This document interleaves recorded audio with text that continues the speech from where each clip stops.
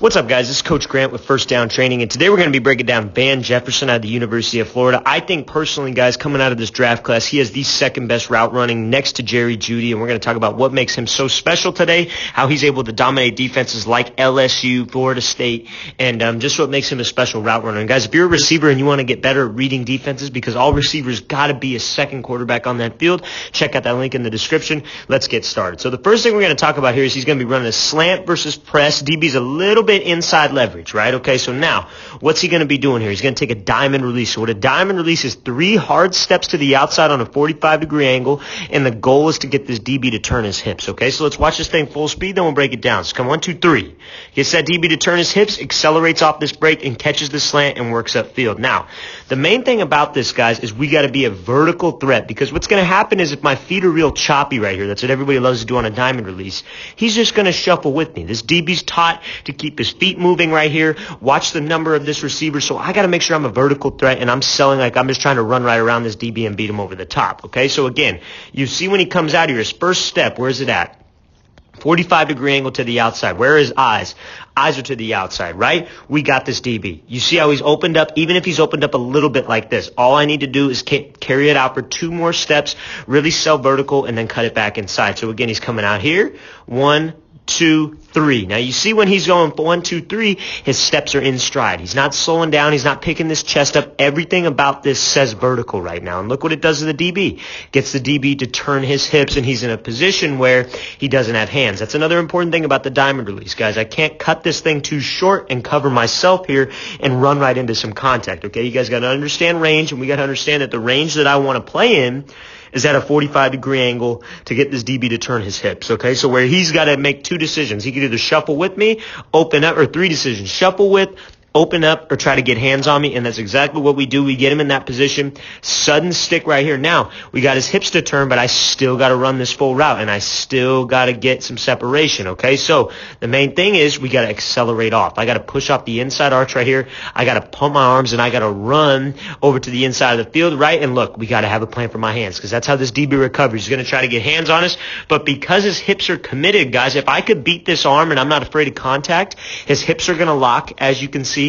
Hips are locked out. Now he's just playing catch-up. He's in oh-crap mode. We got to accelerate off this thing, make this catch. That's a great job by Van Jefferson working this diamond release, running a slant versus press, inside leverage. Let's watch it full speed one more time. So coming off, 1, 2, 3 to the outside.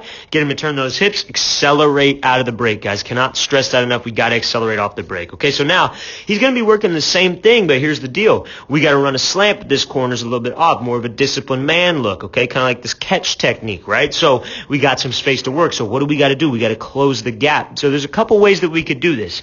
Jefferson comes off the line, and he does a little bit of a hesitation move, and then works into a diamond release. So let's watch it full speed here. So closes the gap, 1, 2, 3. Get the DB to turn his hips. We're just selling like we're going to run a fade. Now, the reason why this is such a great play here, guys, is because how many times have you seen a receiver give? Devontae Adams is a perfect example of this. A little hesitation, almost skip release, and then kick up to the back of the corner. Quarterback throws this thing up on a quick fade, right? So we got to understand the situation that we're trying to sell here, guys. So he gives this little hesitation move. 1, 2, 3 to the outside, and you see how he's kind of peeking back here. Selling like this ball's going to be coming right over the top for the fade, and look what it does to this DB. It fully commits his hips. Hesitate, close the gap, attack the midline of this DB, kick up 1, 2, 3, get him to turn his hips, and then again, what is he doing right here? Accelerating out. When you're facing a DB as good as LSU's defensive backs are, they're arguably probably the best defensive backs in college football, right? We got to make sure that I don't lose any separation because I'm cruising off the break, right? We got to make sure I'm pumping my arms, I'm accelerating out of this break, because that, especially in the red zone here, guys, is a lot of separation for a DB of this caliber. When you got a good quarterback throwing you the ball, we just got to make sure that we're making a play. It's a great job by Van Jefferson making a catch. I think earlier I said Burrow. I did not mean Burrow on the throw. It was most likely Franks. I actually don't know who was playing quarterback on this one. Just LSU, big Burrow fan. Again, hesitation release, 1, 2, 3 to the outside, okay? Hesitation, close the gap, 3 hard steps to the outside, get that DB to turn his hips. Let's watch this thing full speed one more time. So hesitation, 1, 2, 3. Get him to commit his hips, 3 hard steps to the outside on this diamond release, okay? So now, he's going to be the number 2 receiver here, so he's going to be running a whip route, okay? So the main thing I want to talk about is, again, he gives a little bit of a hesitation. Let's watch it full speed one more time. So again, a little hesitation, 1, 2, 3 to the out, drops those hips, okay? So now this is kind of like I would say it's like a whip route here, but he's almost bringing it back inside. Like normally on a whip, you run a slant and then you kick it back out. This is just kind of like the opposite way, okay? So he's coming out here, closing the gap with this DB, right? Off man technique, catch technique. We know it's man coverage, closing the distance with him. Now, when he comes up here, closing the gap fast, little hesitation, kick up to the outside, kick up into second gear. What that's doing is making this DB believe that we're running an out. Okay, so we're making him believe by the tempo of my route. I come out full speed here, coming off, and then I give a little hesitation. He's thinking, oh, the DB's or the receiver's just trying to lull me to sleep. He's trying to get my feet to stop, and then he's kicking up into second gear into the out. I'm going to make a play on this thing. I know what's coming, right? So he kicks up into second gear. Look at this DB. Good reaction. Going to go react to this route, overcommits to this out route. Now, how do I change direction so fast like what he does here? He drops his hips violently, right? And you see how it's just 1-2, in and out. He's just snapping with the left leg. That's what we got to do on a whip route. Our inside leg is got to come first. So our left and then right in this situation. So you see, left, right. Now, how is he able to change direction from a position like this? We got to drop my hips. Anytime I want to change direction while I'm running full speed, right?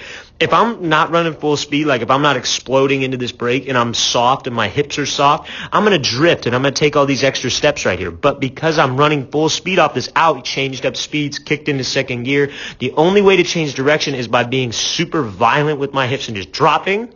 And you see here, I was shin angle here. He's pushing off the inside arch of this outside foot off of this right leg because that's what shoots him back to the inside. And that's what gets him some separation. Just got to make sure we accelerate out. A little hold here, but that's no problem. Makes this catch. That's a great job by Jefferson making this play against a very, very talented defense. Let's watch it full speed one more time.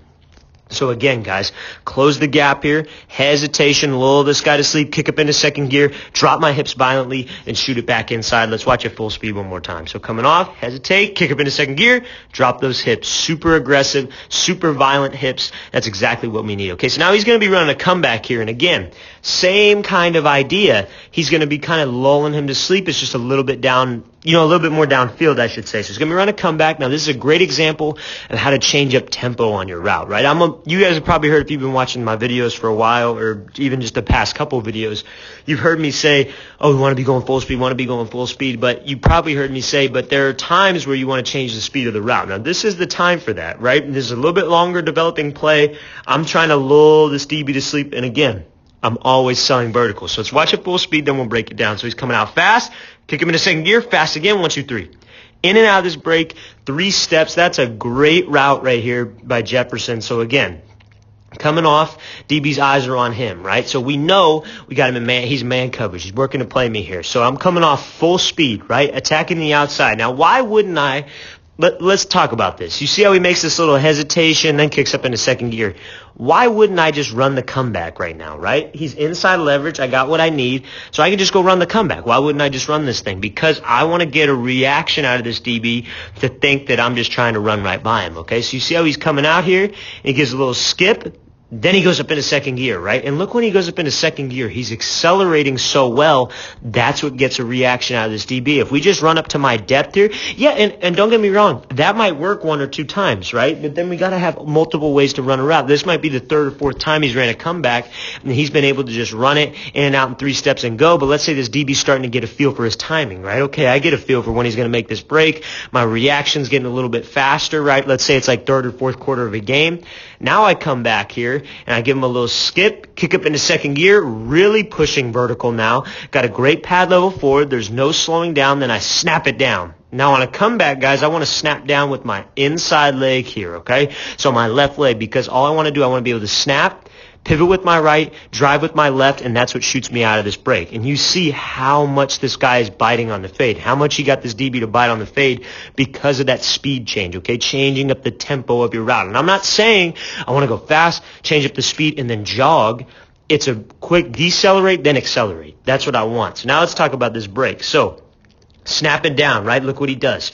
Chin to his knee, violent with his hips. That's a great first step. They call this a trigger step, right? So snapping down. Now, the second step, look what it does. It pivots him. That second and third step are more important than the first, I would say. The first kind of stops you.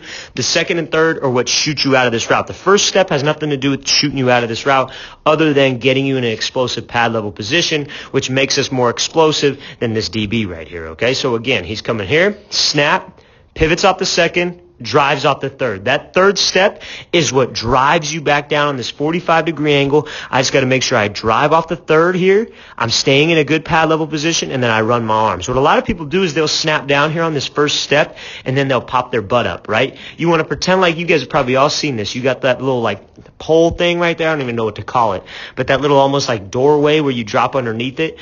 Snap, pivot, drive. Stays underneath it the entire time. Look at the pad level he's in. Snap, pivot, drive. 3 steps, about 15, 16 yards downfield. That is so hard to do. You only see guys making that break like Julio Jones, Odell. You see elite level route running for guys who can make 3-step breaks at the top of the route like this after going full speed and just dropping their hips. This is a great route by Jefferson. 1, 2, 3, running those arms, making sure he continues to get separation from this DB, running back to this ball's out early, and he's able to make this catch, toe tap, get out of bounds. It's a great route. Let's watch it full speed one more time. So coming out here, slow up. Kicking the second gear, 1, 2, 3. Snap, pivot, drive, out of there. All right, guys, I really want to thank you for watching. I really appreciate it, guys. Please leave in the comments any questions you guys have. And if you want to improve your football IQ, please check out that link in the description. And if you have any video recommendations, feel free to leave those in the comments as well. I'll see you guys next time.